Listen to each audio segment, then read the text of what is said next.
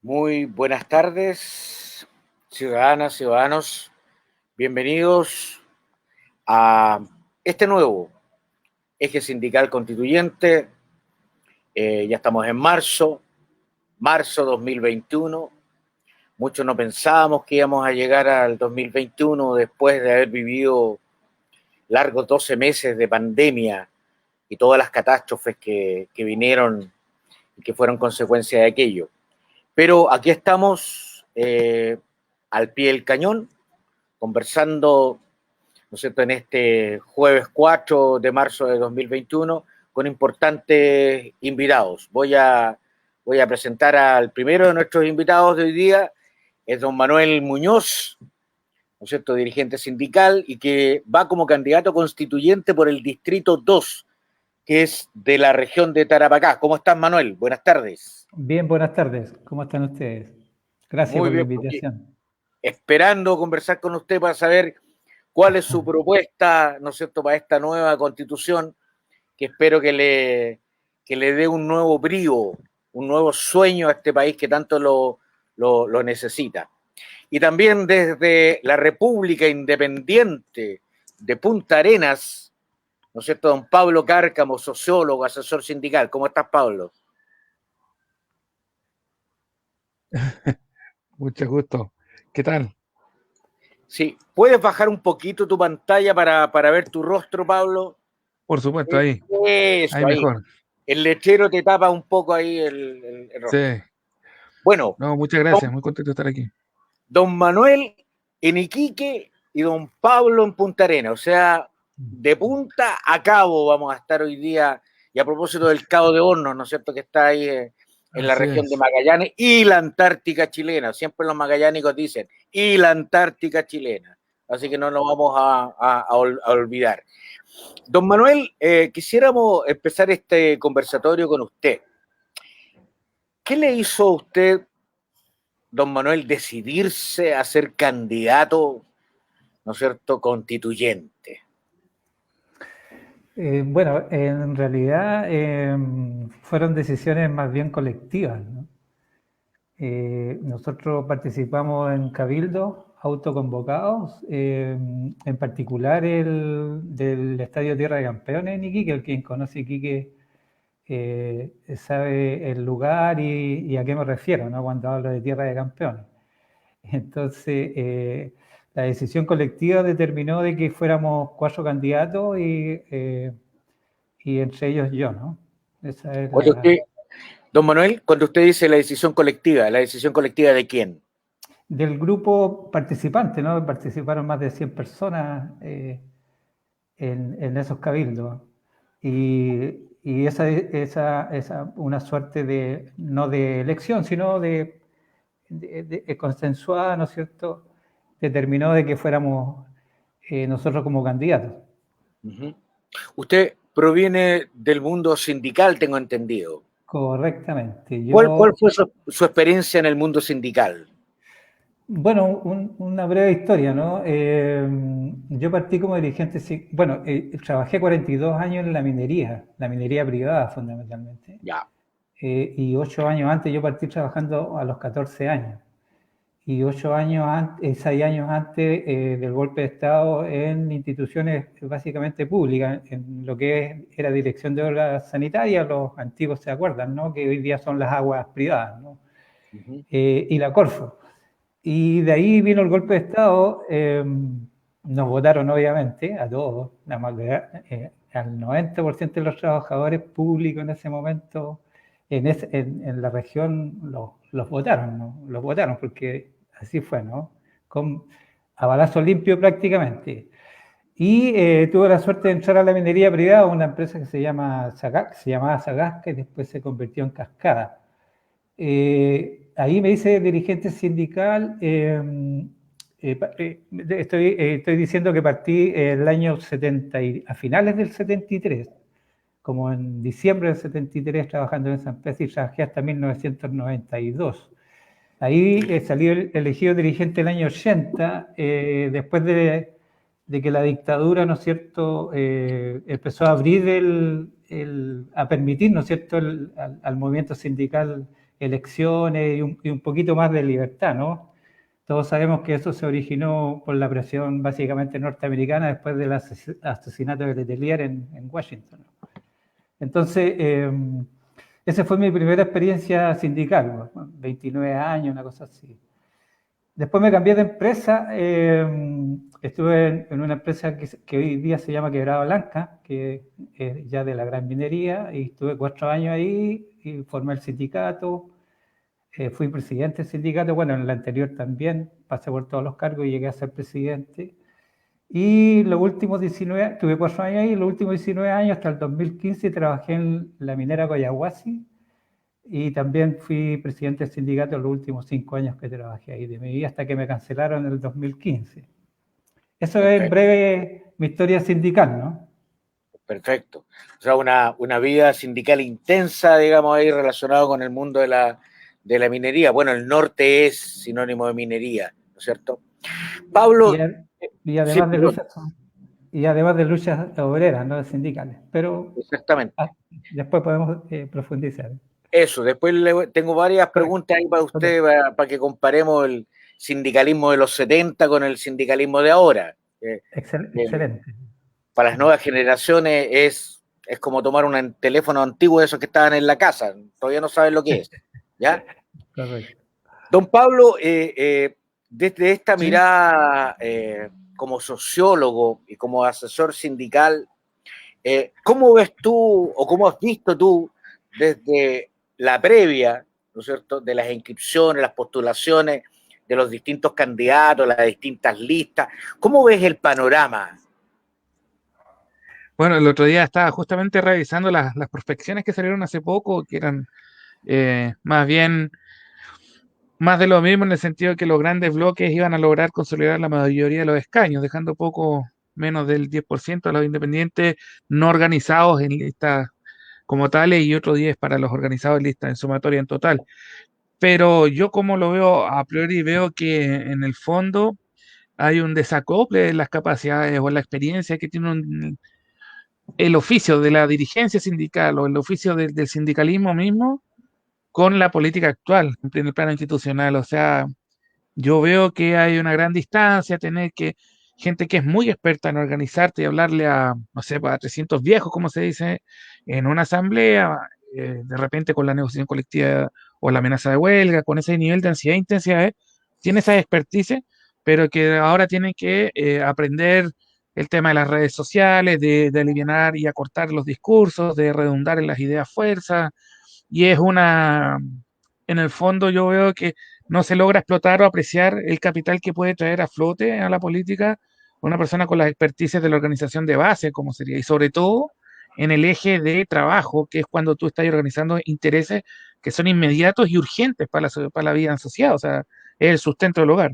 Entonces, cuando tú organizas personas en ese nivel, las capacidades que adquieres y esa experiencia es muy rica, porque siempre estás hablando en un formato muy pragmático, muy apegado a la realidad, hay poco espacio para el voladero de luces, porque sabes que fácilmente la realidad te la va a contrastar y los socios se van a dar cuenta. Entonces, una persona experta en organizar personas en acción colectiva en base a ese tema trae mucho apronte muy rico a la política institucional actual. En el plano constituyente, por supuesto que dejaría y aterrizaría muchas de las discusiones de los modelos económicos de desarrollo, del extractivismo, diría, bueno, qué consecuencias trae eso.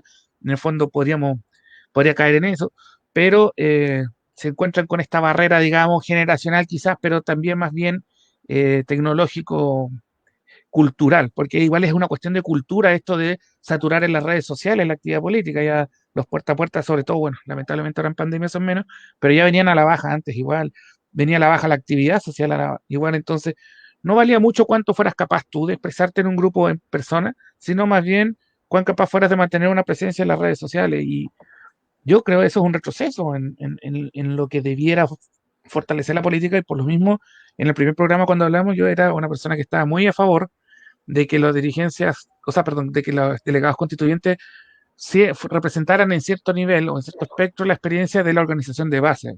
O sea, después hablamos de la fiscalización además, porque la base le podía dar a ese delegado, pero en cualquier caso son expertices que nuestra política necesita para reoxigenarse, para poder acceder, digamos, a decisiones deliberantes o vinculantes que tengan que ver con el interés de la ciudadanía, de los trabajadores, y no con el interés corporativo, digamos, detrás de ciertas transnacionales. Uh-huh.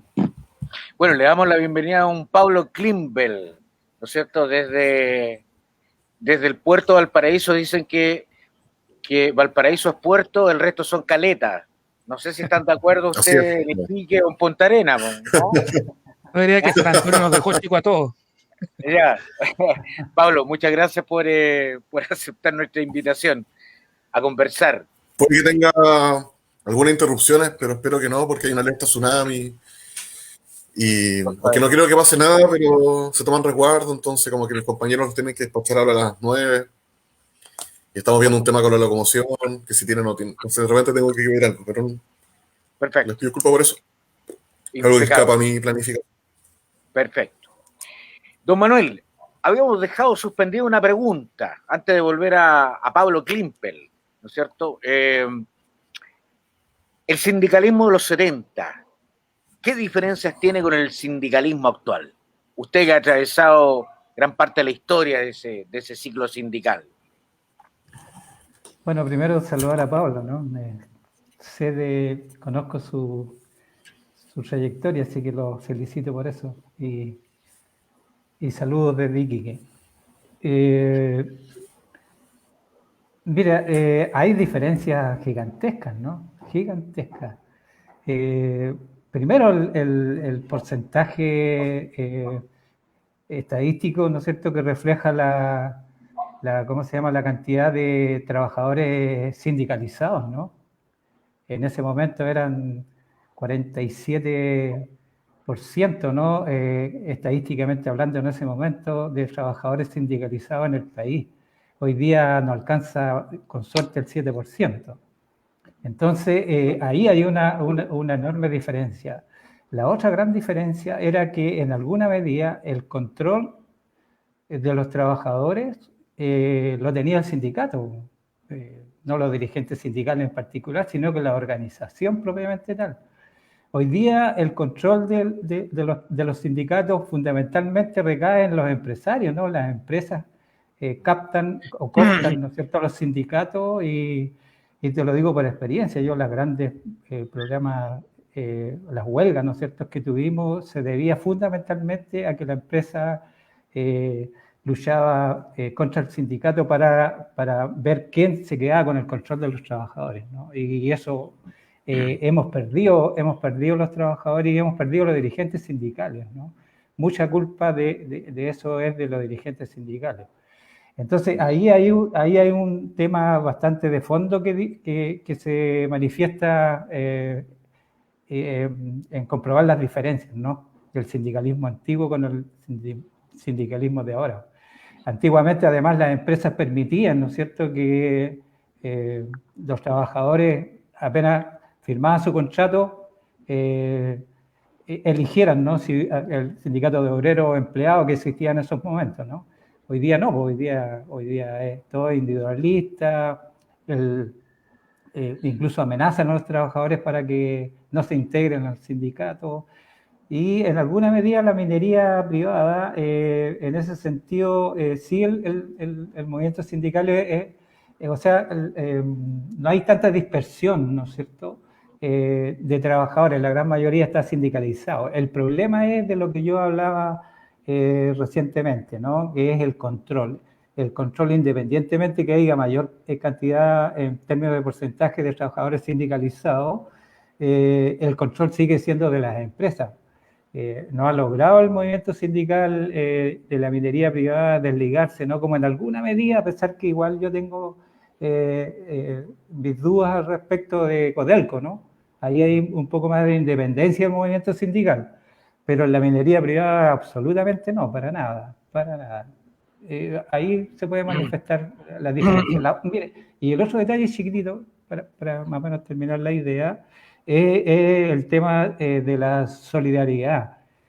Hoy día es muy baja el tema solidario de los trabajadores, ¿no? La empresa, el sistema, ¿no?, lo llevó a ser tan individualista que hoy día el trabajador se preocupa de él nomás. Cuida su pega y responde a los intereses del patrón. fundamentalmente bajo la figura del jefe, ¿no? Del jefe directo. Entonces, el tema colectivo del sindicalismo lo utiliza solamente para el tema reivindicativo, no está para otras cosas como eran hasta el golpe de Estado, ¿no? Que el movimiento sindical era un eje político y que tomaba determinaciones y cambiaba el rumbo político del país, ¿no? Porque no cabe ninguna duda, a mí en lo particular, yo tenía 20 años, así que ya tenía conciencia, además participaba también activamente y en política, de que el golpe de Estado fue dirigido hacia los trabajadores. Ese fue el fin principal, ¿no? Y todo lo demás, obviamente, no hay que reconocer lo demás, pero fundamentalmente dirigido a los trabajadores que habían crecido políticamente enormemente, ¿no? Habían sido la base del aglutinamiento popular a través de la unidad popular. Eso es mi visión. Correcto.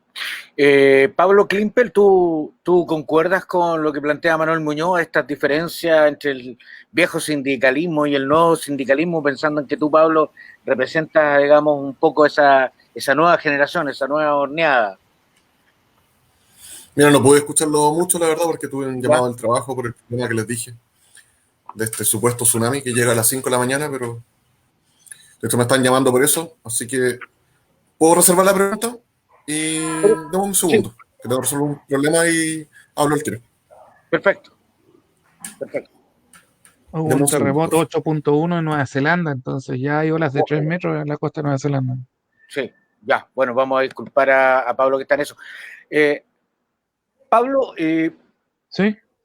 Respecto al proceso constituyente, a tu juicio, ¿qué pasa si se crean grandes expectativas ciudadanas respecto a la resolución de cientos, de miles de problemas que la gente ve esperanzada en este cambio constitucional? Y si aquello no ocurre, o no ocurre en la medida o en la calidad que quisieran los ciudadanos y las ciudadanas, ¿cuál es tu percepción? Yo creo que esa expectativa es un gran riesgo justamente para el fracaso de reconstituir un escenario de cambio con una política organizada que se apueste a los cambios. ¿Por qué? Porque ese fracaso puede tender a la inercia que pasa siempre. Yo fui, por ejemplo, voy a hablar del movimiento estudiantil de 2011, del cual fui parte, fui delegado incluso de mi facultad. El reflujo que se hablaba después de años activos, habían 2 años como de descanso o de desconfianza o de desinterés, ya son 6, 9 meses de movilización que tomó el 2011, el 2012 estuvo muerto. Entonces, yo creo que nos enfrentamos a ese riesgo si nos hacemos la expectativa de que la Constitución puede y va a cambiar todo. Yo creo que hay que mantener los márgenes en ese plano de los alcances que el Estado otorga. El Estado es un ente suprasocial que ordena la sociedad. Entonces, cuando hablamos de la Constitución, en palabras siempre lo que podemos estar hablando son las reglas del juego. ¿Ya? Entonces, lo que buscamos, un éxito sería destrabar ciertas reglas como que cargan la balanza, pero esperar que las reglas del juego sea equidad y bienestar económico, social y cultural para todos, está difícil. Yo, ¿por qué lo creo? Porque además la Constitución no resuelve esto, establece principios de interacción, establece principios y garantías sociales, pero no establece las leyes que la interpretan y las instituciones que las fiscalizan. Entonces, por otro lado, ¿cuánto queremos dejarle al Estado también como sociedad y cuánto queremos nosotros hacernos parte como comunidad activa? Entonces, ese es otro debate también. Yo creo, y de acá me tomo de las palabras de varios delegados constituyentes que he observado de distintos sectores, pero todo desde el lado, digamos, de los cambios estructurales al modelo neoliberal, obviamente, y su sistema político. Creo que lo que hay que preocuparnos es de la política del día después. Ya esto lo han dicho mucho estos nuevos bloques que están ahora, digamos, buscando representar el descontento ciudadano, pero ¿a qué nos referimos con esto? A que la hoja en blanco no es tan terrible en la medida en que seamos capaces luego de disputar sobre esa hoja en blanco al día siguiente con política organizada. ¿Verdad? Hay que, obviamente, en el plano que nos convoca, que es el del trabajo, es uno de los espacios más reprimidos por el Estado. O sea, cuando uno habla de neoliberalismo y que el Estado no toca nada, mira, que extraño, porque en lo económico y sobre todo no a nivel de mercado, sino que en el plano del trabajo como actividad productiva, la negociación colectiva la tienen reglada hasta los días que puede durar la huelga, o sea, una hiperregulación. aun cuando la ideología era de libertad, digamos, del agente económico. El agente económico, en este caso un trabajador que busca salario, puede perfectamente asociarse y ejercer un poder o sus ventajas en el proceso productivo. Acá está sobre regulada. O sea, partamos por ahí. Yo creo que la Constitución puede emparejar la cancha en ese sentido. El derecho a la huelga efectiva, el derecho a la titularidad sindical. Hay que terminar con la fragmentación sindical, 2 o 3 sindicatos por empresa. El derecho o sea, que la sindicalización por rama tenga un fuero y una vinculación efectiva por parte de los dirigentes. Ya, o sea, una empresa ahora se le convoca, pero si no está de acuerdo se baja y no queda comprometido a los acuerdos que una mesa ramal adquiere. Ahora, todas estas cosas, insisto, y tomo al Pablo, en realidad a su sector, la Unión Portuaria, que yo respeto y admiro mucho. ¿Cuánto vamos a dejar que el Estado lo garantice? Pero ¿cuánto viene de nosotros? Podemos hacer las dos, de hecho, obviamente. Pero la Unión Portuaria nos demostró el hecho de la huelga política, una huelga que no necesariamente va a los intereses inmediatos del trabajador que está parando, sino quizás de solidaria, de otro puerto o quizás sobre otra temática que no adquieren los portuarios y son capaces de parar y no recibir una reprimenda aun cuando la ley lo establece. Y esto tiene que ver con el ejercicio de la huelga como un poder que realmente es un poder fáctico. O sea, en el fondo no es la única herramienta real para negociar de los trabajadores en calidad de poder. Yo creo que blindar de regulación a la huelga y resguardarla con principio constitucional nos puede brindar avances en ese plano. Pero esperar que la Constitución vaya a establecer un reparto equitativo de las riquezas producidas en un año de una minera transnacional, yo lo encuentro muy difícil. Yo prefiero abrir la posibilidad de caminos y herramientas que nos permitan trabajar, pero siempre confiar en que nuestro trabajo es el que nos va a forjar la senda, digamos, de un país más justo, no esperar que se garantice por formalidades, porque ahí es cuando se duermen los periodos y los parlamentos van asegurando, arreglando leyes. Pablo, ustedes están muteados con el micrófono. Ahí sí. Sí, Pablo, sí, tiempo atrás ustedes marcaron un hito histórico en esta huelga portuaria, digamos. Fuiste parte, digamos, de ese movimiento social, sindical. ¿Qué dejó después de esa paralización? ¿Qué les dejó a ustedes? ¿Y qué crees tú que le dejó al país? ¿Qué le dejó al país? A ver. Mira, estaba escuchando un poquito lo que decía Pablo Cárcamo respecto al tema de la huelga. Como que le llama huelga política cuando no es solamente una huelga por motivos netamente gremiales o salariales, si lo queremos ver así. Pero yo no sé si todos tenemos la misma concepción, o sea, los mismos trabajadores a nivel como... Ahora, voy a dar mi opinión, lo que pienso yo. Hubieron muchos más actores dentro de la huelga de nosotros. Te puedo dar la versión mía. Si de repente hablas con otro compañero, te puede decir otra cosa. Pero la verdad es que la fuerza... A ver. La fuerza que tuvimos o que tiene el sector portuario la da la unidad. No es que seamos un sector mágico, ni especial, ni lo da la unidad. Las huelgas funcionan en la medida de que no existen sindicatos rompehuelgas. Las huelgas funcionan en la medida que tengamos cohesión.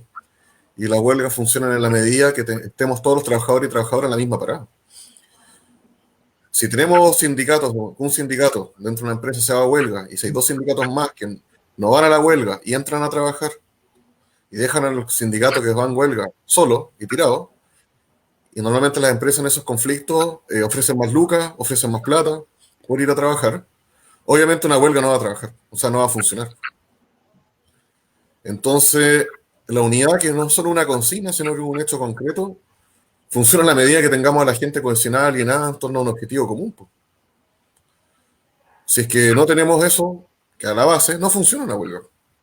Hay muchos sectores o otros que generan movilizaciones, generan acciones y fracasan en la medida de que no existe unidad.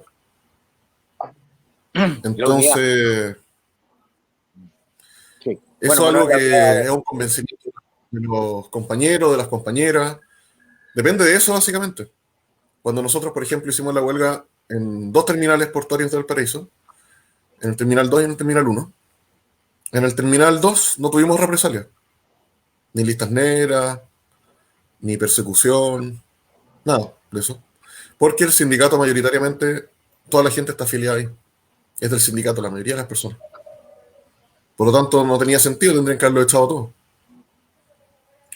Pero eso no ocurrió así en la otra empresa,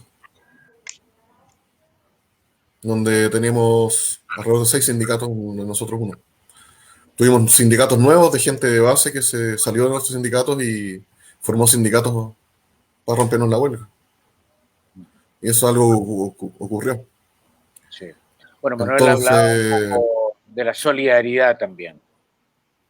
Entonces también tenemos fenómenos que yo diría que ganamos muchas cosas con esa huelga, en términos de dignidad, en términos de cohesión, en términos de que se reconociera nuestra condición como trabajadores. Logramos instalar el problema de la eventualidad, el problema que implicaba como en términos de precariedad laboral, trabajadores que no tenemos indemnización por años de servicio, que no tenemos acceso a muchos derechos fundamentales que para otros trabajadores contratados son básicos. Nosotros todavía no los tenemos. Y eso es importante. Pero también tuvimos alrededor de 20 compañeros que no pudieron entrar más a trabajar al puerto. De hecho, eso es grave. Tenemos otros problemas que son normales dentro de una huelga de este tipo. Después las represalias que vienen de otras características. Nosotros trabajamos para 2 empresas. Dentro del TPS y Terminal 1 nos costó harto reordenar el panorama sindical. Tuvimos otras ganancias que quizás no son solo monetarias, pero que implicó un reordenamiento a la base del mundo del trabajo del paraíso, a nivel cultural, a nivel sindical, a nivel organizativo. Generó muchos cambios. Y esos cambios siguen ocurriendo y siguen desarrollándose, y esos cambios siguen su propio curso. ¿Alguna vez el Entonces, hay lecturas como un poco simplistas de lo que fue ese proceso? Por ejemplo. Los medios de comunicación le dieron mucha cobertura, se habló de un acuerdo con el gobierno. Yo puedo decir que no era el acuerdo que yo quería tampoco, yo no quedé satisfecho con el acuerdo que firmamos. Solamente que fue lo que la correlación de fuerza al momento nos permitió hacer. Yo no quedé satisfecho con los acuerdos que firmamos, de hecho.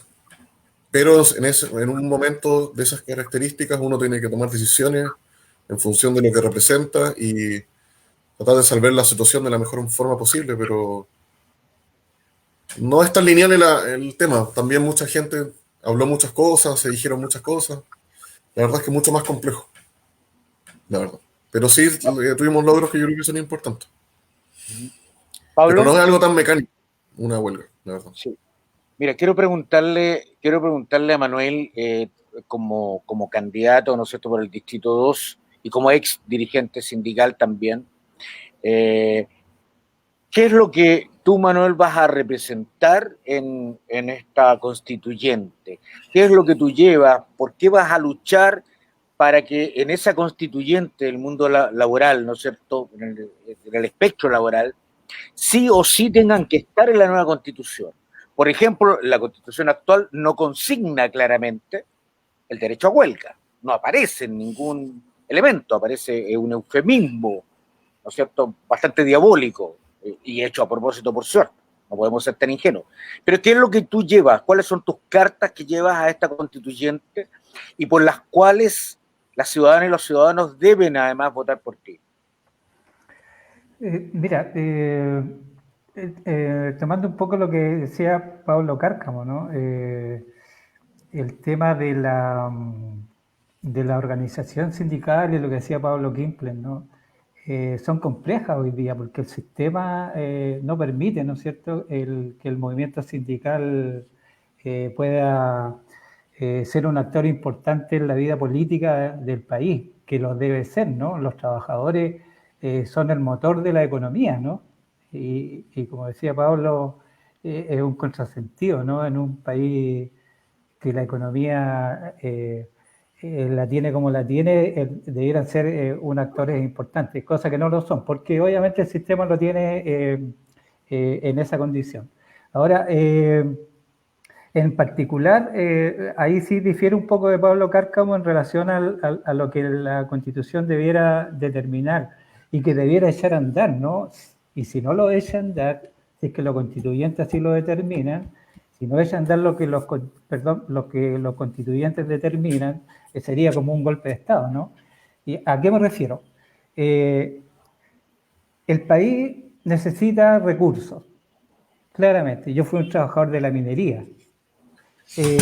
Necesitamos recursos para que pueda haber una mejor distribución del ingreso, ¿no? Para que hubiera más recursos, para que hubiera una mejor distribución del ingreso. En ese aspecto debería haber una reforma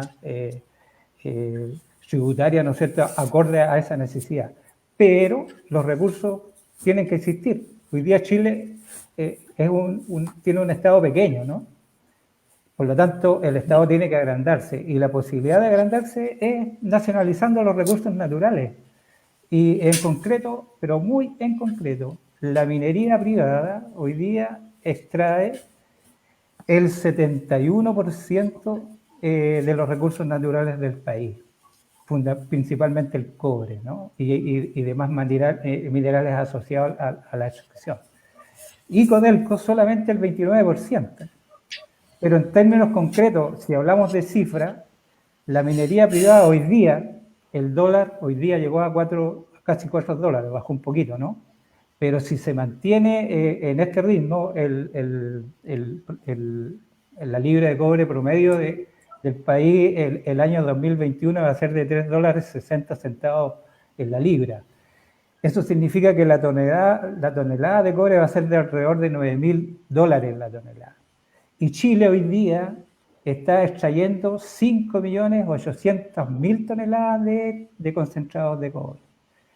O sea que la minería privada, la minería en general, incluido Codelco, están sobrepasando los $40.000 millones de dólares. $40.000 millones de dólares. Y miren, la minería privada, porque hay que descontarle, ¿no es cierto?, el costo de la libra el costo de producción de la libra de cobre. Y eso está hoy día en promedio de $1 la libra. Por lo tanto, quedaría $3, $2.70, $2.80 libre porque ahí están incluidos los impuestos, ¿no? Y la minería privada se estaría sacando hoy día alrededor de $27.000 millones de dólares para afuera. Porque lo que pagaría el Estado sería alrededor de 6.000 a 7.000 millones de dólares. Y eso no lo digo yo. Todas las estadísticas lo dicen ellos mismos, ¿no? A través de Colchilco, a través de los anuarios que hace la Confederación, la minería privada, ¿no? Entonces, todos esos antecedentes indican, ¿no es cierto?, de que el país tiene recursos para poder de inmediato empezar a mejorar la distribución del ingreso, ¿no? Que es lo que necesitamos, que es lo que peleamos los trabajadores, ¿no? Mire, otro ejemplo. Codelco, siguiendo esta misma línea, Codelco le entregaría al país ahora $9.000 millones de dólares a fines del 2021. Si es que la tendencia, como le digo, sigue tal como está ahora. $9.000 millones de dólares. Y la minería privada le entregaría 7.000. ¿Y dónde está no hay dónde perderse, ¿no? Y ellos se llevarían casi 30.000 para afuera. Mire, hace poco nomás, o sea, hace como un año atrás, después de octubre, ¿no?, del 2019, Luxy, que es la segunda empresa minera transnacional, son capitales nacionales, sí, que es la que produce después de la Escondida, es la más grande, ¿no? Y es la tercera. Perdón, sí, la tercera. La primera es Codelco, ¿no es cierto?, 1.600.000 toneladas. Segundo, la Escondida con 1 millón, y Luxy con 750.000 y Collahuasi con 641.000 toneladas de producción. Son las más grandes. Y Luxy recién ahí reconoció, ¿no?, públicamente, de que él a partir de ese momento le empezaría a pagar a los trabajadores 500.000 pesos mensuales, ¿no? Todos deben acordarse de eso. O sea, Luxy, ¿desde hace cuánto? Desde el año 90, que viene pagándole sueldos miserables a los trabajadores. Entonces solamente mantienen relativamente, pues no son sueldos tan altos como se piensa, a los trabajadores de planta, que es el 30% del total de los trabajadores que utilizan la minería. Entonces, Y eso es exponencialmente abierto para todos los trabajadores, o sea, todos los trabajadores del país sufren ese mismo sistema de ingresos, ¿no? Entonces, eso es como ejemplo nomás, como ejemplo. Hay muchos otros ejemplos por los cuales yo estoy postulando, ni hablar de lo que significa el gasto del agua en las regiones donde están instaladas las mineras. Mire, aquí en Tarapacá, yo viví en un pueblo que se llama La Tirana, muchos deben conocerla a lo mejor, que hay una festividad religiosa ahí muy grande en julio de cada año. Yo viví ahí cuando estaba chico como 1 año y medio, y se hacían piques porque no había agua potable todavía para que la gente tomara agua. Estaba a 2 metros desde el nivel del suelo, los niveles freáticos estaban a 2 metros, porque hay un acuífero natural ahí, gigantesco, el acuífero de la Pampa del Tamarugal. Y hoy día está a 35 metros de profundidad. Y hoy día la región tiene alrededor de 320, 330 mil habitantes.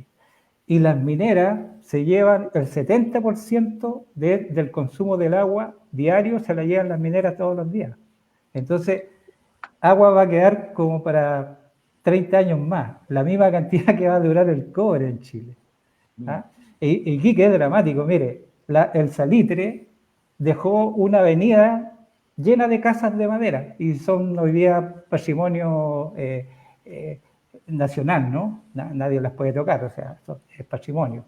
Hermosas casas donde vivían los ricos dueños de la salitrera en esa época.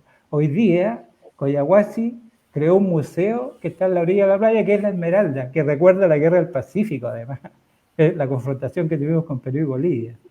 Entonces, eso es todo lo que va a quedar de la minería, porque lo demás es contaminación arriba, se van a llenar esos tremendas lagunas donde queda la extracción del cobre, y eso se va a percolar a las capas internas del suelo y vamos a tener problemas de contaminación grave.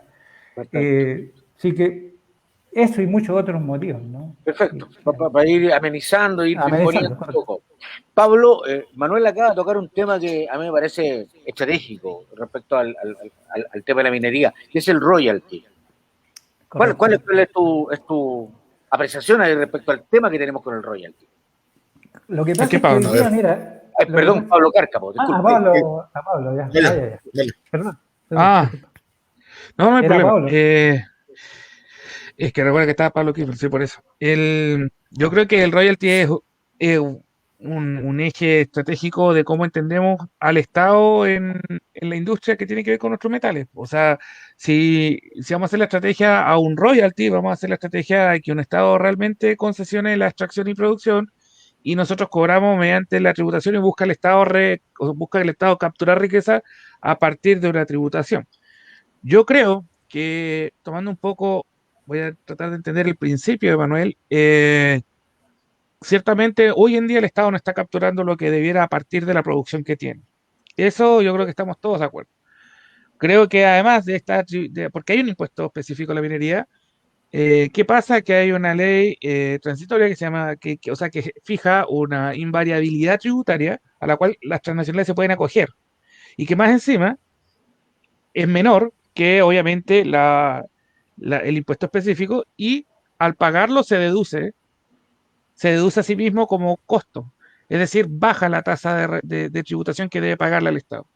Ese es un problema actual. Además tenemos un problema que obviamente este impuesto, que se le llama royalty, en realidad lo que uno cobra por la explotación de tus recursos naturales, hoy en día se le está cobrando la utilidad. ¿Qué quiere decir esto a nivel de negocio?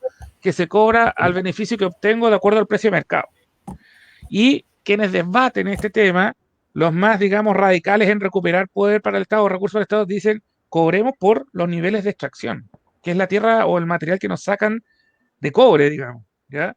Cobremos por el volumen de extracción y no por a cuánto precio lo vendan o si hubo ganancia o pérdida. ¿Qué pasó?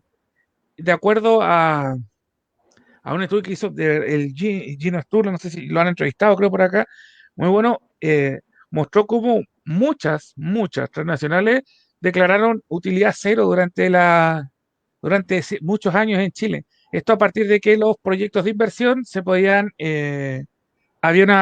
sea, la depreciación acelerada se podía introducir como gasto o costo en un año tributario y quedaban en 0, 0, 0 y no tributar.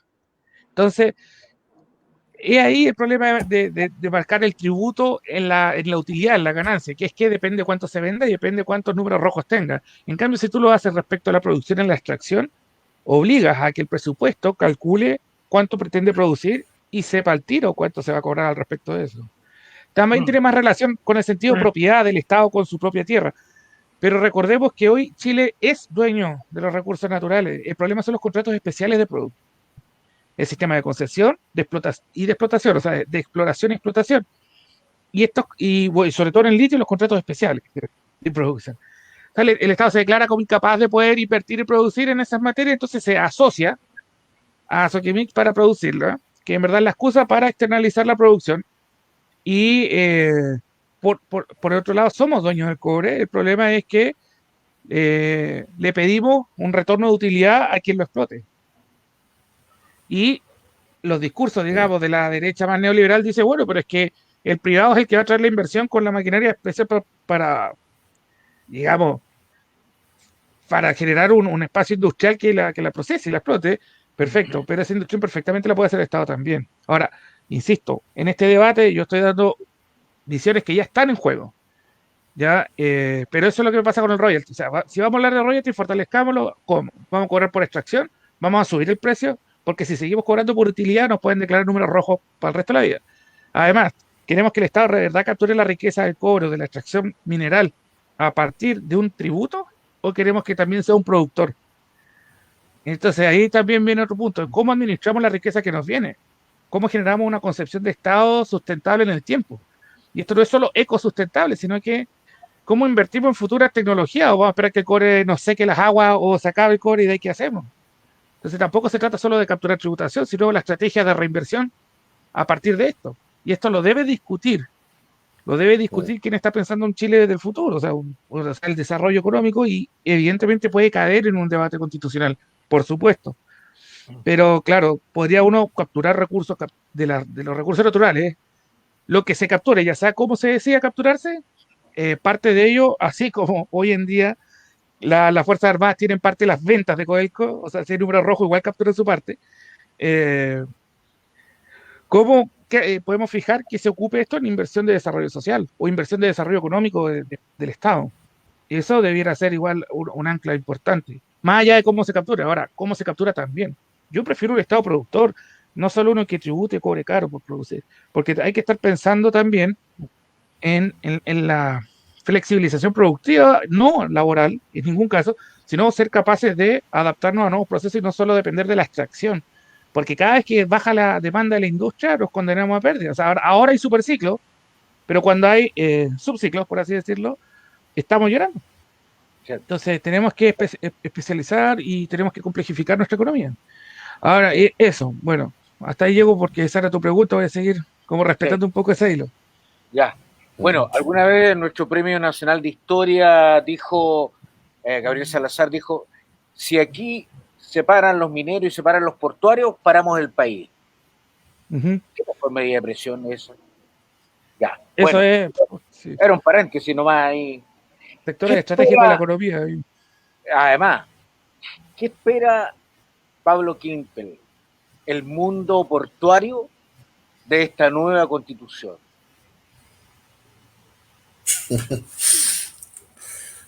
Bueno, quería decir que me parece interesante lo que decía Pablo respecto al tema, que no solo el royalty, ni la tributación, sino también el tema productivo. Porque es un tema, yo digo, vamos a nacionalizar el cobre, por ejemplo. Vamos a pensar también a propósito del litio.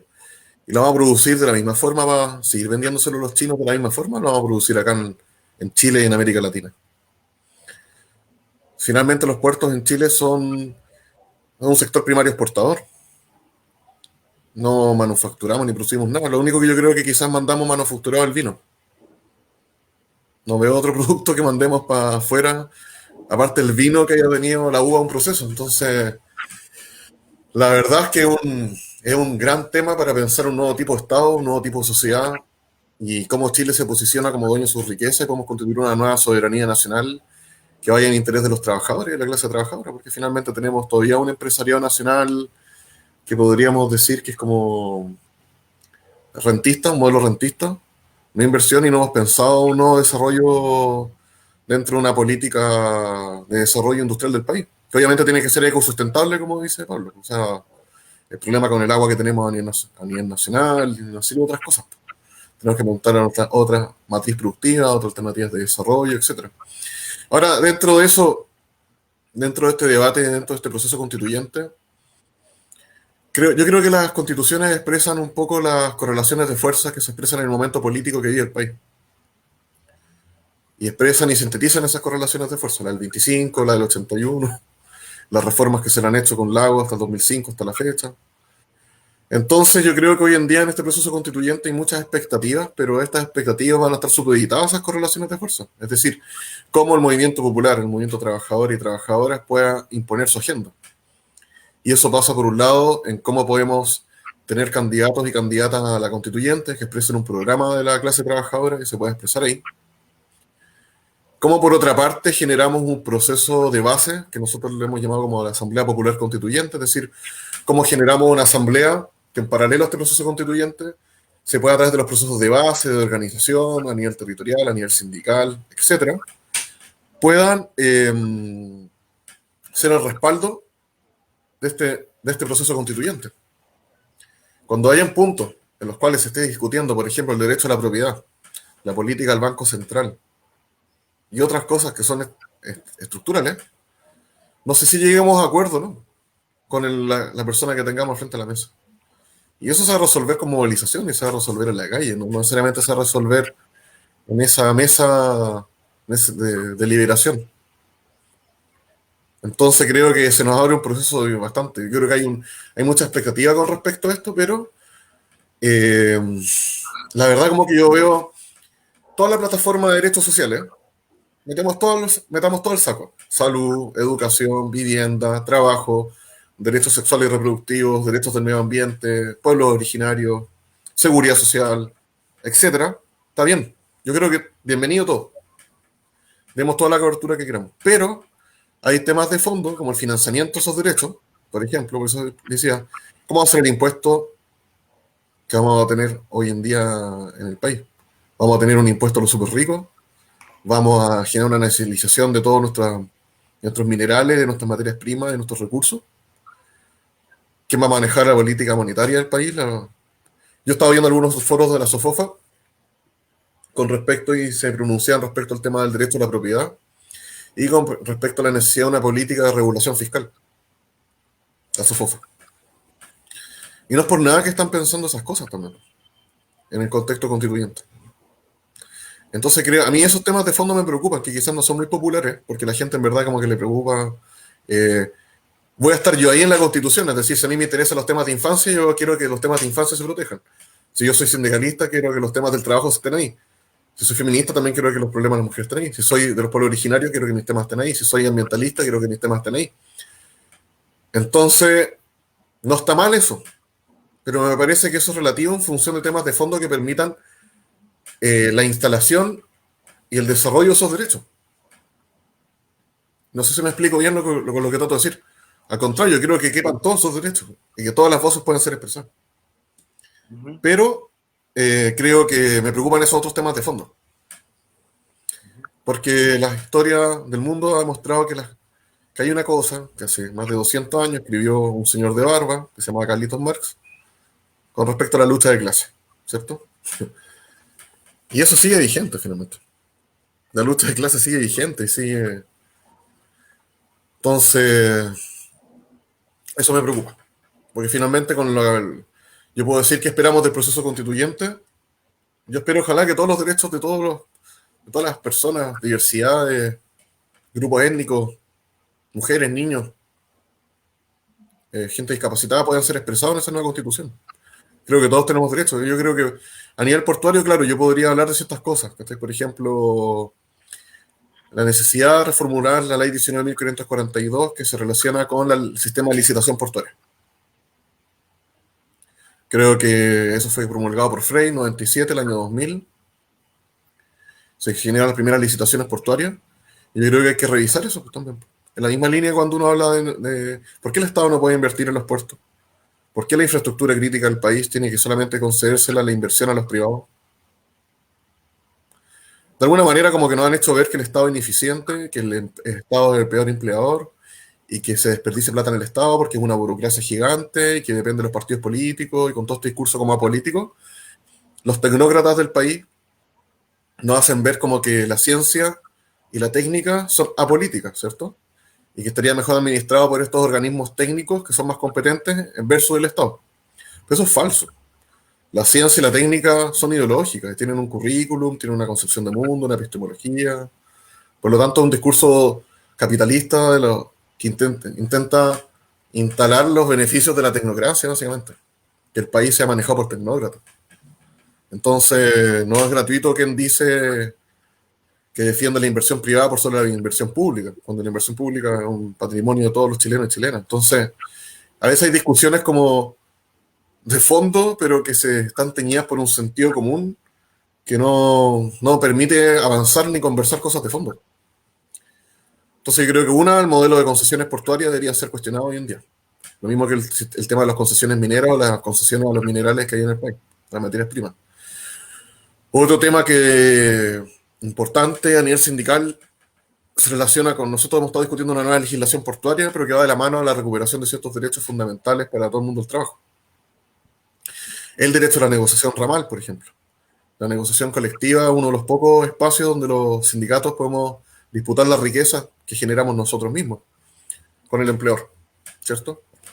Y creo que junto con el derecho a huelga, el derecho a negociación colectiva y negociación ramal en el país es importante. Ahora, el problema de la negociación ramal que se puede ganar como derecho, pero hay otros temas de fondo que resolver que son culturales. ¿Quién va a negociar? ¿Cómo vamos a negociar? ¿Quién va a ser, cómo vamos a elegir esos dirigentes a nivel nacional? Tenemos experiencia en América Latina, en los sindicatos en Uruguay, por ejemplo. A nivel portuario existe el Sindicato Único de Ramo de Oficio Marítimo y Portuario, por eso. He tenido la oportunidad de conocer algunas cosas de ellos a nivel nacional, el Sindicato Ramal a nivel portuario, en Argentina también. Entonces vamos a tener un problema ahí cultural, pero eso es para discutirlo posterior, quizás en otro foro. Porque todos queremos llevarla, pues somos todos capitanes, somos todos jefes, entonces somos todos dirigentes. Entonces, ¿por qué él sí iba a ser el dirigente, el presidente está en la negociación ramal y yo no? Y en una misma empresa tú tenías a veces 5 o 10 sindicatos, porque no tiene sentido. Tenías sindicatitos versus otros sindicatitos que se están disputando socios y se están disputando beneficios. Pues. Es una estupidez. Cuando podríamos tener un único sindicato que pueda imponer las condiciones de trabajo frente a todos y eso sería un sindicato invencible. Pero muchos sindicatos siempre discuten pequeñeces porque les gusta el poder. Pues. Entonces, a veces en una misma organización tenéis 5 sindicatos y yo no estoy de acuerdo con mi dirigente, entonces armo otro, entonces después yo armo una federación y soy presidente de esto. Para los que son sindicalistas, eso es conocido. La de rueda, la bicicleta. Sí. Entonces, en verdad, si nos vamos a poner en un proceso constituyente de cara al país, tenemos que pensar en grande, no solamente en la chica. Esto es un proceso. Después de este proceso van a abrirse otras coyunturas más, no se termina acá. Esto vamos a ver lo que pasa después de abril. Pero temas para instalar, sí, tenemos muchos. Pero creo que depende de todas estas cosas como de fondo también. Sí. Bueno, yo sé que Pablo quería decir algo. Solo decir que alguna vez el Premio Nacional de Ciencia, José Massa, dijo: ¿cuándo nos vamos a cabrear de exportar pescados, piedras y palos?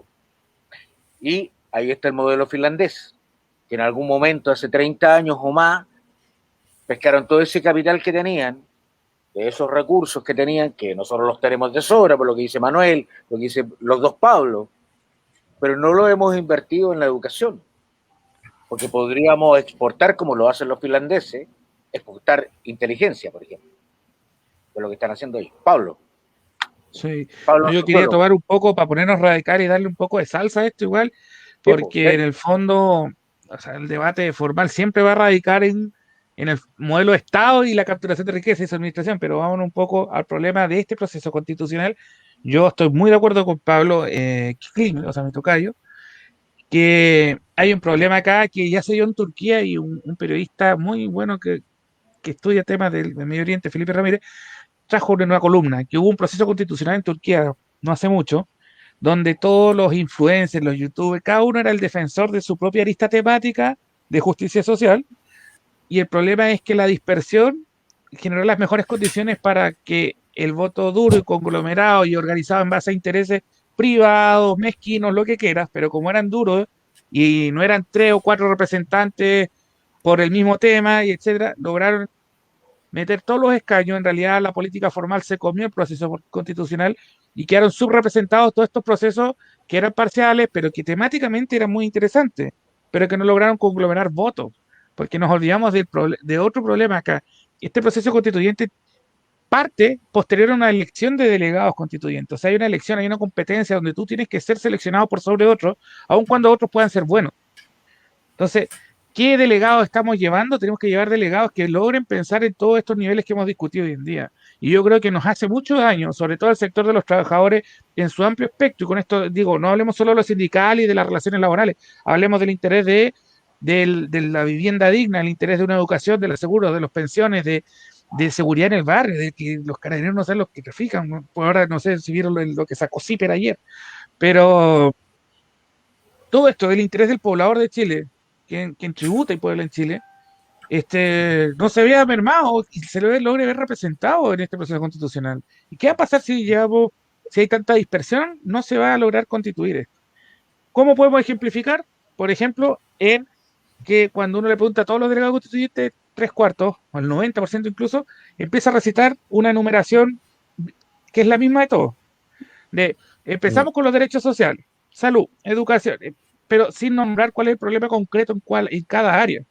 Entonces, si no tenemos conciencia del problema material concreto de vida que se está teniendo en cada dimensión, solo somos enumeradores de un área temática.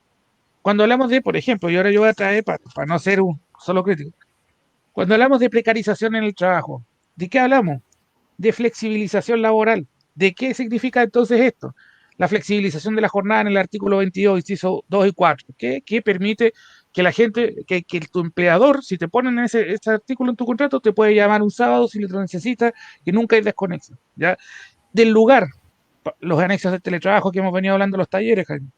De la jerarquía, los subcontratos, trabajadores con 2 empleadores. Es más, esto adquiere radicalidad absoluta justamente en el área donde está el Pablo. Contratos al día se vieron en los puertos chilenos, incluso creo que se seguirán viendo en lo informal, pero hasta el 2011 habían contratos al día formales, donde te finiquitaban después de 24 horas, contratos de 24 horas. Eso es ilegal. ¿Pero sigue existiendo? No, es ahora. Claro, o sea, fíjate, eso es flexibilización de la temporalidad, de la certeza de tu remuneración, de la certeza de tu condición de empleado, ¿ya? O sea, pasamos después al trabajo informal, sin seguridad social. Ahora, otro tópico, vacío, significantes vacíos se llaman esto. ¿Cómo nos rellenamos con problemas concretos? ¿Qué es seguridad social? Pensiones, AFP, salud y SAPRE-FONASA. ¿Qué quiere decir esto? Que el salario, es decir, la parte que recibe quien trabaja, es la que se hace cargo de resguardar la salud, resguardar la seguridad social, resguardar la cesantía. ¿Cuál es el problema de esto? La certeza de ingresos se rebaja. Yo soy, bien, vamos al tema sistémico. Soy un elemento de la sociedad, soy un trabajador, trabajo por mi salario, cumplo mi parte generando producción, cobro mi parte individual como salario. Pero hay una parte colectiva que debiera garantizar el Estado. El problema es que son los salarios los que le están garantizando. Todo es consumo, y el consumo es carga de salario, no es carga de la tributación. Además, es tan pérfido este sistema que de tu sueldo te sacan la previsión social, la previsión de salud, ¿ya? La previsión de cesantía, y además de ese monto de la previsión de jubilación, de esa bolsa que se junta de todo el resto que también lo hace, incentivan inversión privada. O sea, incentivan ganancia ajena. Entonces, ¿cuál es el problema concreto de este modelo? Que los trabajadores lo sostienen, los trabajadores lo sostienen, y la parte que no es salario, sino que es renta, que no es costo tampoco, porque el costo es renta en otro lado, en el fondo, que es renta del dueño, no llega a esas cargas tributarias, no lleva pagar el bienestar del espacio que inmiscuye. Un puerto que desaloja productos procesados como el cobre, que tiene tuberías que botan los desechos a kilómetros dentro del mar, tributa en Santiago, no tributa en el área que ocupa. ¿Y qué pasa? La suciedad, la población de trabajadores, la necesaria iluminación, la necesaria infraestructura para sostener una población que dé funcionalidad a un puerto, no se puede no se puede financiar, producto que la tributación o la forma en la que capturamos riqueza por ese funcionamiento se queda en la capital. Entonces entra el problema también de la centralización. Entonces, si alguien me puede describir estos problemas en concreto, hay resello contra que es un buen delegado constituyente. Porque para recitar un poema de 20 palabras de puro significante vacío, no van a pasar bono por libre. Sí, mira, esto es igualdad de género. Todas las mujeres y hombres tienen paridad en los contratos de las empresas, pero la distribución del ingreso no. Pero la jornada no. Pero como es postnatal, es más caro tu relación, te voy a pagar menos. Entonces, no seamos defensores de una consigna, seamos defensores de la solución a un problema concreto. Eso le puse sal, digamos, estoy a propósito, obviamente yo no quiero menoscabar candidaturas que busquen cambiar para bien en Chile, pero sí quiero motivarlas a darle contenido a este debate y a entender la urgencia. Esto es más importante que una elección de presidente. El presidente dura 4 años, ¿una constitución cuánto dura? 40, 50. O sea, ¿cuánto vamos a lograr generar condiciones? O sea, tenemos que esperar que gente muera, perder 460 ojos de nuevo, para que se haga un proceso constituyente de nuevo. No, la idea es hacerlo bien ahora que está la oportunidad. Entonces, por eso pateo esta jaula. O sea, yo sé que Pablo quizás no quiso ir tan así en ese sentido, pero yo voy y lo digo. O sea, el problema de este proceso es que los defensores de nuestro interés están repitiendo consignas vacías. O no le están dando espacio a la profundidad o al problema concreto de los problemas que enumeran. Solo los dejan en titulares. Y eso puede hacer... Respecto a eso, el problema que vamos a hacer con el segundo que le dieron las candidaturas independientes. En un segundo, ¿qué es lo que se puede decir? Arica. Además. Trabajo. O sea, la defensa. O sea, va a Cubillo, va a tener 10 minutos para hablar. Claro, pero por eso el funcionario trabajo. Y funcionó bien. Bueno, la gente, por eso que funciona la Teletón en Chile. Porque siente lástima por el desposeído, por así decirlo. Manuel, tú querías decir algo. Sí, mire, siguiendo la línea de los Pablos, con todo el respeto que eso significa, yo creo que esto es un hecho político. Por lo tanto, la solución tiene que ser política. Y en ese aspecto, independientemente de lo que dice Pablo Cárcamo en relación a la poca profundidad, el tema central, insisto, es un tema político. Por lo tanto, independientemente de que los candidatos independientes, valga la redundancia, porque mira, hoy día todos son independientes, todos son independientes, y resulta que tenemos un problema, porque ¿quién se puede decir rescató al Congreso, a Piñera? Fue la élite política, ¿no? La élite política y empresarial se pusieron de acuerdo el 25 de noviembre para rescatar lo que a ellos supuestamente le pertenece, pero que le pertenece al pueblo. Entonces, como ese es un hecho político, nosotros los que estamos, participando como candidato, aceptamos ese hecho político. Pero ahí coincido absolutamente con Pablo Kimpler, ¿no?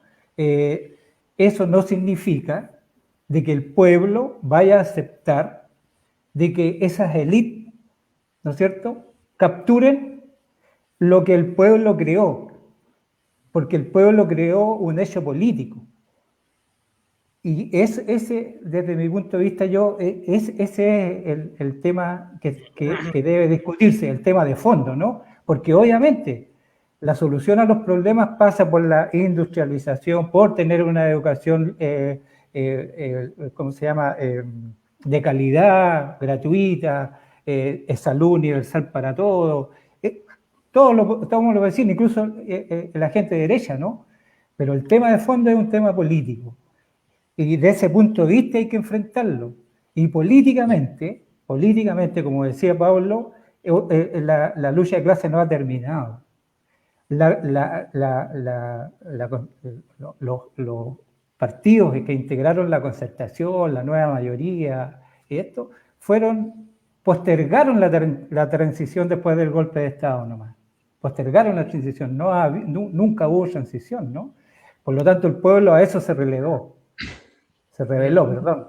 Entonces creó un hecho político. Ese hecho político es el que estamos viviendo hoy día y que probablemente lo vayamos a perder. Todo indica hoy día, ¿no es cierto?, que van a sacar 60, 70, van a sacar como 100 constituyentes entre la nueva mayoría, todos esos los partidos políticos que se vendieron, ¿no?, al sistema. Todos los partidos políticos se vendieron al sistema que están hoy día, incluso los que hoy día dicen algunos de izquierda, ¿no?, que dice que los jóvenes de izquierda ya no son de izquierda. Entonces, en ese contexto, es lo que se va a luchar los pocos candidatos constituyentes que van a salir. Seguramente se va a perder, pero ahí entra lo que dice Pablo Kimpler, ¿no? El pueblo tiene que seguir movilizado, tiene que crear asambleas constituyentes que permitan permanentemente estar controlando esa situación, si no rebelarse de nuevo, porque la situación política así lo amerita. Por lo tanto, yo también creo de que va a ser difícil, ¿no es cierto?, de que la Constitución solucione los problemas, menos si todas las proyecciones indican que los verdaderos candidatos independientes no van a ser lo suficientes, ¿no? O sea, podríamos deducir que Jaime Guzmán y los amigos de Ortúzar hicieron bien la pega. Por supuesto que sí, por supuesto, hicieron una excelente pega hasta el día de hoy. Pero, o sea, nos adormecieron, nos separaron, ¿cierto? Nos desunieron, nos volvieron ignorantes. No sé si ustedes han leído la Constitución, ¿alguno de ustedes tres? Yo sí. ¿Cuánto creen ustedes de los chilenos y chilenas que han leído la Constitución? Y que va a ir a la urna a votar. Hay un tema ahí. O sea, perdón, Pablo. La falta de educación cívica. No, la falta de educación cívica que hay en los colegios. Claro. Ahora, yo igual creo que, insisto, yo como voy a distanciarme un poco de... Se nos quedó pegado el Pablo. Se congeló, como está en Punta Arenas, se nos congeló la transmisión. Pablo... ¿Volví? Lo puse yo. Ahí está. No, sí estamos haciendo sabotajes. No, sí, yo no sé. Voy a distanciarme un poco, solo para nutrir el debate. En ningún caso es algo personal y en ningún caso es una diferencia muy especial para mí tampoco, sino que para mostrar este contraste.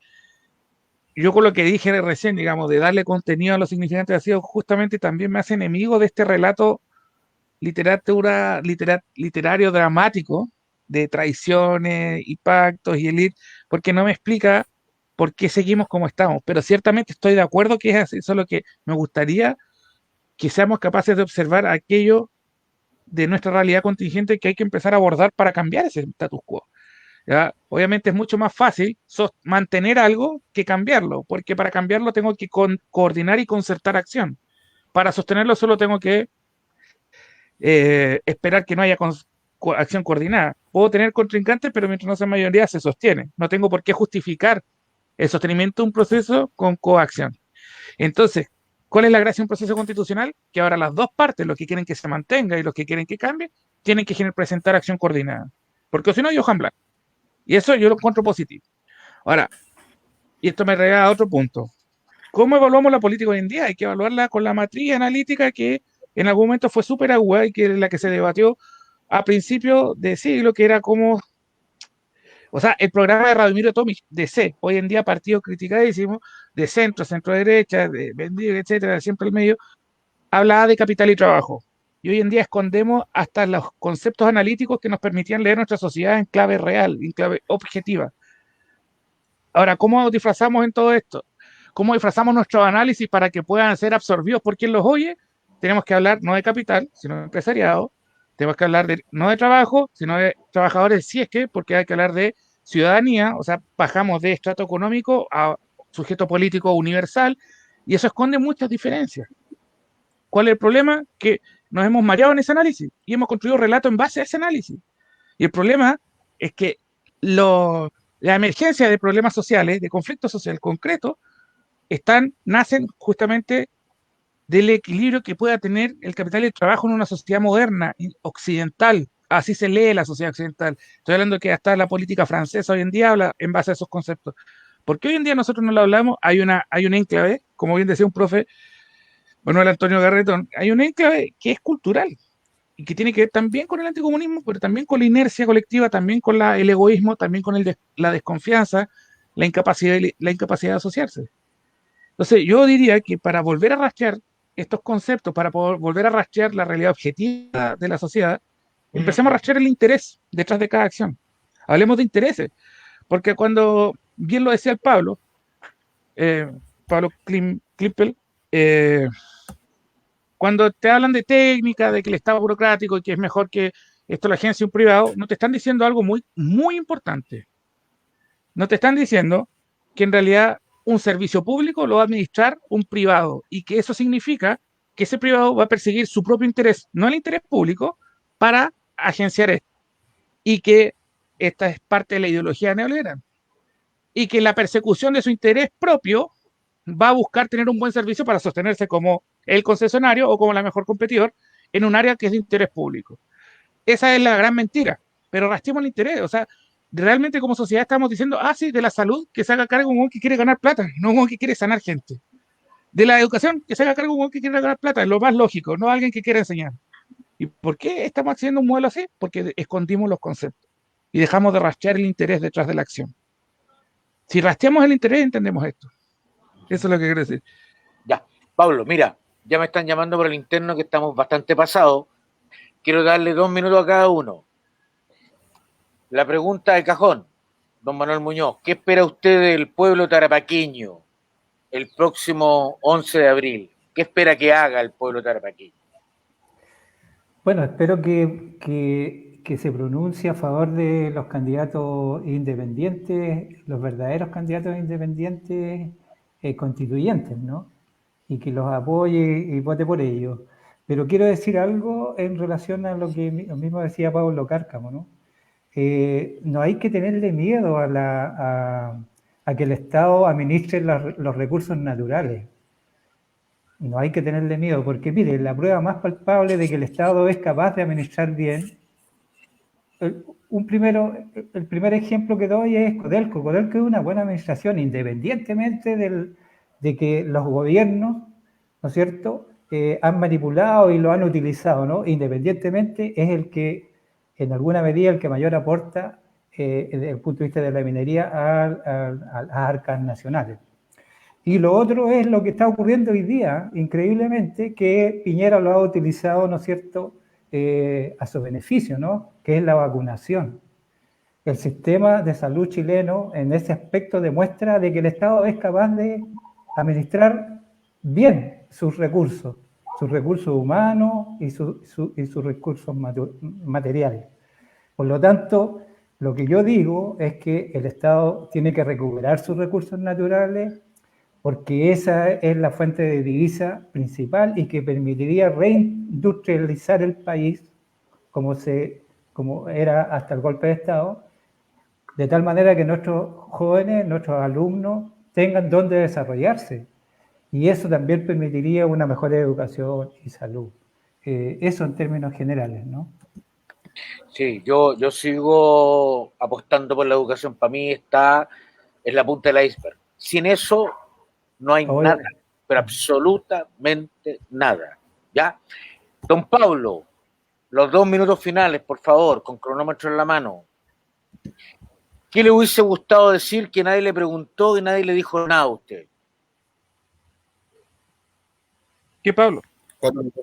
Cárcamo.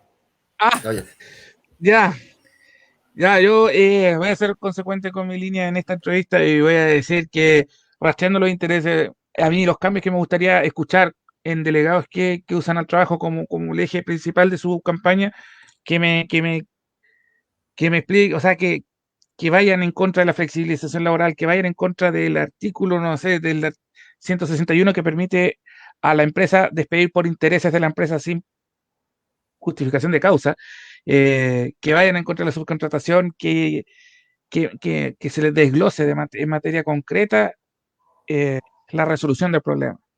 Y obviamente con eso en mano, tengo mucha más fe en un proceso constitucional que puede ser exitoso, porque respecto a un problema concreto nadie puede mentir ni redibujar la historia. O sea, el problema es patente. Entonces, la medida en que es patente, no se puede disfrazar con retórica ni con nada más. ¿Ya? O sea, eso. Y para cerrar, eh, yo soy una persona que cree que la desigualdad es el problema que hay que resolver en la sociedad actual y de siempre. Es el principio de organizarnos mejor como sociedad y que hoy en día creo que reside en la producción y no en la distribución. Esa es una idea ahí para la economía, pero en el sentido en que mientras tengan igualdad de condiciones políticas, quien emplea, que quien debe ser empleado, estamos en una desigualdad profunda. Eso, y en Magallanes siempre voy a recomendar, si es que hay alguien viendo de Magallanes, vote por Javiera Morales. Me- Ella es mi candidata y que representa también estos intereses de todo esto. Bien, pues. Javiera Morales. ¿Qué distrito es, Pablo?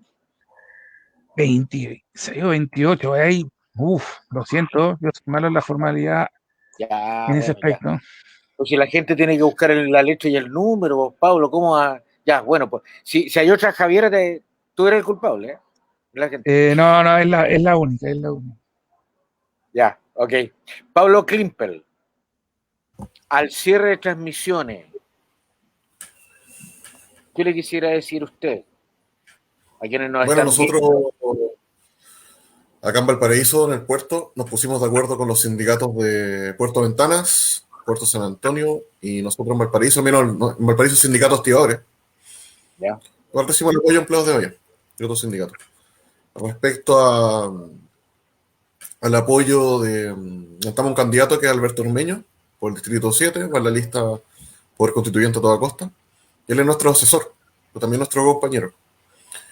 Y fue por iniciativa de nosotros que le propusimos que se tirara a candidato, porque sabíamos que nosotros como dirigentes sindicales podemos ser más conocidos por los conflictos laborales que tenemos normalmente, pero tenemos un impedimento legal a participar como dirigentes, pues tendríamos que haber dejado el cargo. Y hipotecar por una coyuntura como la constituyente, que sí es importante hipotecar nuestro trabajo sindical, en verdad no estuvimos de acuerdo, en verdad, y preferimos proponerlo a él.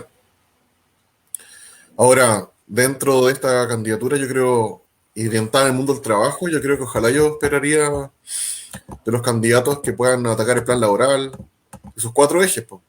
La negociación descentralizada, el reemplazo de trabajadores en huelga, la libertad sindical, el paralelismo sindical y la despolitización sindical. O sea, creo que son ejes importantes porque hoy en día como que los sindicatos te dicen, producto de toda esta implementación neoliberal, pero la gente te dice, no, esto es política. Y separan la política de su actividad cotidiana. Cuando todo lo que hacemos en lo público y en lo cotidiano es político. Entonces también es como un falso problema esto de los independientes. ¿Independientes de qué? Nuestro candidato también va en una lista independiente, pero ¿independientes de qué? De los partidos políticos tradicionales, de los partidos políticos del orden. A mi modo de ver, de los partidos políticos que fueron cómplices del acuerdo por la paz, que nosotros no estuvimos de acuerdo, y fueron cómplices de mantener el modelo durante estos desde el año 90 en adelante con esta pseudodemocracia. Entonces, nosotros no íbamos a participar en ninguna lista de esos partidos, pues, finalmente. O sea, nosotros era ser cómplices también de este orden que hoy en día queremos transformar y queremos cambiar. Entonces yo espero que tengamos de alguna manera, podamos poner una agenda a los trabajadores y trabajadoras, que se puedan expresar todas las distintas diversidades sexuales, étnicas, medioambientales, mujeres, niños, hombres, niñas, etcétera, trans, LGTB, todo, que todos puedan expresarse en esta nueva constitución y que todos los mundos posibles puedan ser expresados ahí. Pero tenemos que pensar los temas de fondo, como hablábamos recién también. No solo un abanico de derechos sociales, sino cómo los financiamos, cómo los mantenemos, cómo mantenemos nuestra soberanía, nuestros recursos, los impuestos, los mecanismos tributarios, productivos, etcétera. No espero que vayamos a resolver todo en este proceso constituyente, pero al menos correr el cerco lo que más se pueda. Vendrán otras luchas posteriores a eso, en las cuales vamos a tener que seguir peleando y vamos a tener que seguir impulsando nuestra agenda.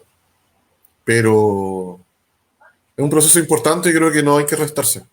Independientemente de las críticas que podamos tener a cómo se genera este acuerdo y de las limitaciones que tenemos con los 2 tercios y todas estas cosas. Como finalmente, mediáticamente, lo quiero decir acá, no sé si alguien me escucha, pero es una vergüenza que les den un segundo a los independientes. O sea, ¿cómo le van a dar un segundo cuando la ministra Cubillos, la ex ministra Cubillos, va a tener 10 minutos. Claro. Y nosotros vamos a tener un segundo. A mí me acordaba de cuando decían, Arica, Sí, pues. trabajo. No sabéis, Porque le decía a mi candidato, "Oye, hay que decir algo así. sí, sí. Bueno, O tener un cartel, pero es ridículo. Yo creo que es una falta de respeto y mejor no nos hubieran dado nada. Porque así nos queda claro que no somos. Yo creo que es una burla. Espero que pueda cambiar esto. don Pablo, en Eje Sindical Constituyente les dimos 1 hora 24 minutos con 53 segundos, así que no se puede quejar. Dijo gran parte de lo que querían decir los Gracias, Pablos. Ahí se nos cayó Manuel, a lo mejor nos pagó la cuenta de BTR, no sé, algo pasó ahí, medio extraño.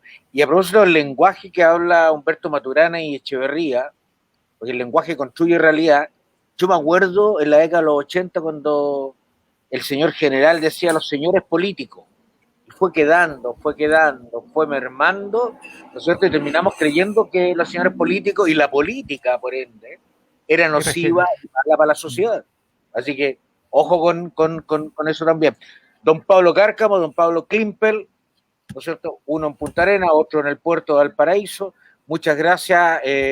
Esperamos, después del 11 de abril, volver a invitarlos para que evaluemos qué pasó con este fenómeno del cual abrigamos tanta esperanza, tanta expectativa, y que, ojo, puede que no se cumpla todo, y puede que todo no esté en la Constitución de lo que queremos, que sea a través de las leyes y otras figuras más. Bueno, a ambos Pablos, muchas gracias por acompañarnos. Y espero que el tsunami no llegue a las costas chilenas, Pablo. Eso. Vale, muchas No, gracias. no creo que pase nada. Chao, chao. Gracias. Chao, Y nos volvemos a chao. encontrar con ustedes, ciudadanas, ciudadanos, el próximo jueves a las 20 horas con importantes invitados como nuestros Pablo y don Manuel Muñoz hoy día. Muchas gracias, muy buenas noches. Y ahora